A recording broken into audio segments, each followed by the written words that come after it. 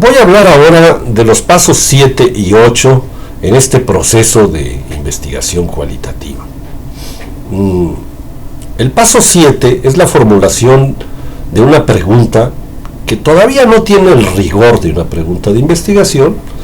Es una formulación todavía burda, de forma gruesa, que más o menos de forma coloquial nos dice qué es lo que nos interesa a nosotros investigar. Es una pregunta que no tiene todavía el rigor que necesita una buena pregunta de investigación, no tiene todavía las definiciones que necesita hacer el investigador para dejarla como una pregunta ya propiamente de investigación, pero prefigura una búsqueda, ya nos dice qué es lo que queremos investigar, y tiene dos propósitos.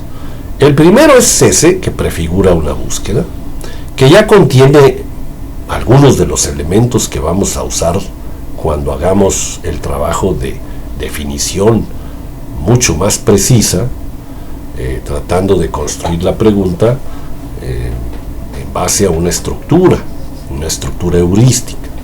Eso es algo que vamos a ver en el paso 9. De manera que este primer propósito es más o menos decirnos cuáles son los elementos que tenemos que considerar a la hora de formular la pregunta de investigación de manera ya mucho más precisa y estricta. El segundo propósito tiene que ver con que la pregunta misma, por más burda que sea, ya nos dice con cierta claridad cuál es el paradigma epistemológico que debemos nosotros usar, en el que nos debemos fundamentar. Es el paso 8.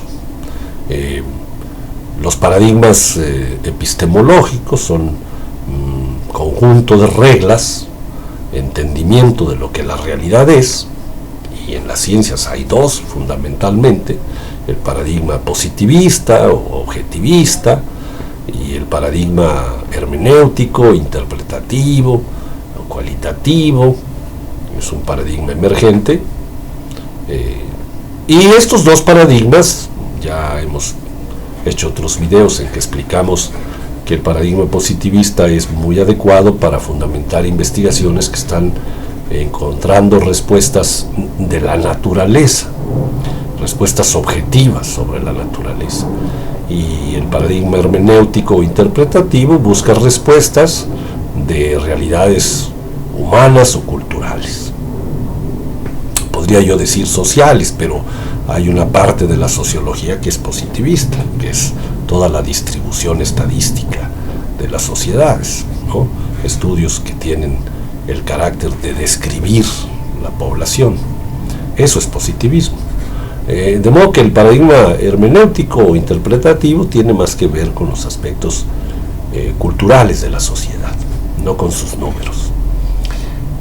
La pregunta, entonces, el paso 7, nos permite, ya desde la formulación misma de esta pregunta, nos permite identificar el paradigma, ¿no?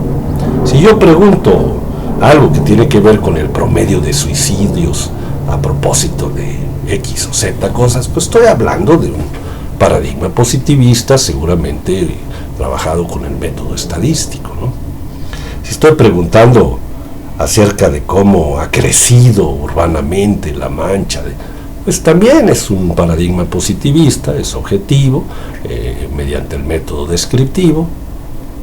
Y entonces la pregunta, aunque esté todavía mal formulada o no suficientemente formulada, ya nos dice cuál es el paradigma adecuado. Si yo pregunto de qué forma interactúan simbólicamente las tribus, bueno, pues eso es una cuestión cultural, sin duda. Entonces el paradigma seguramente será el hermenéutico interpretativo. Si yo pregunto cómo aprenden los estudiantes, bueno, pues también es algo propiamente humano, y entonces tiene un carácter que debemos fundamentarnos en la hermenéutica. De modo que estos son los dos propósitos que tiene esta primera formulación del paso 7, que es una pregunta todavía de manera insuficiente, pero que ya nos ayuda a darnos algunos elementos de lo que va a ser ya la pregunta, más seriamente hablando de investigación, y nos logra o nos permite identificar el paradigma epistemológico apropiado.